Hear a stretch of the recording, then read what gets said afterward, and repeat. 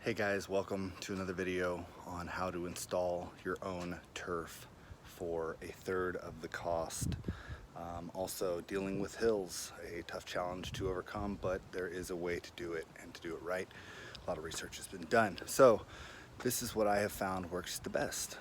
All right, so what you really need to do is start with a flexible material. I decided to use Trex, the synthetic decking that a lot of people use for a long-lasting deck. There is a company out there who makes a specific product that does this.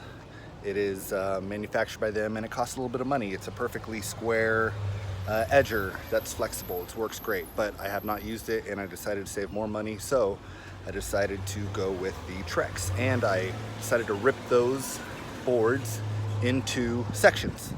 So here's the full piece of Trex right there. I got long boards to save even more money. I've got multiple sizes here. This one hasn't been cut only once. This one has been cut off a piece, and I have a skinny one here. So this is going to help with the ease of some of your border. So I have another challenge, and that is I decided to make a very decorative brick border. With that border comes a little unevenness, and so in different thickness and how high I want the edge. So different sizes will just make that easier when you do it.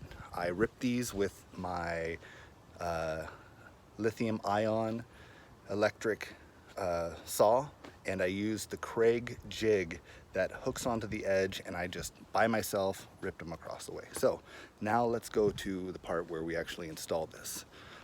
They recommend for turf to be set a ½ inch below the border on where you truly want it. So as you can see right here, I have my sidewalk, which is a little smaller. Some of the dirt has built up over the winter, and I here have my brick edge. And you can see that I've already started laying some of my trim. Laid it, got my ½ inch down. It takes turns really well. So as another thing that I did, I decided to get synthetic posts. Rather than wood stakes, I got these plastic stakes. I think they're gonna last longer. They go in the ground pretty good. So, you know, you gotta set these at the level you want. Okay, I always do one at a seam.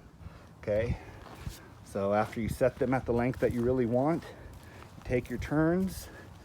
You know, I come over here.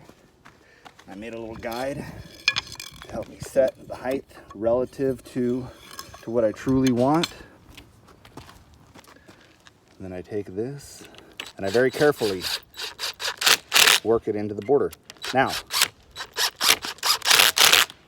you got to be careful because sometimes on a cut, you know, the bottom of Trex is this wavy, so you got to be really precise with where you put your screws. There's a reason that only 1 in 5 contractors does this method. It's a little more time consuming. I don't think it's more, although they tell you it's more in cost. I think it's less. I think this material is going to be less than the 100 or more long 6 to 8 inch nails that I would be putting around the border. So with this method, the final result is that you get to come through with a pneumatic brad gun or stapler and tick, tick, tick, tick, tick, tick, all the way down. You get a secure hold, something that can come up if you need to remove it. But dealing with a hill, you're gonna have consistent tension along all of your ridges. Lasts the test of time, and I think you'll be happy with it. All right, thanks for watching this video.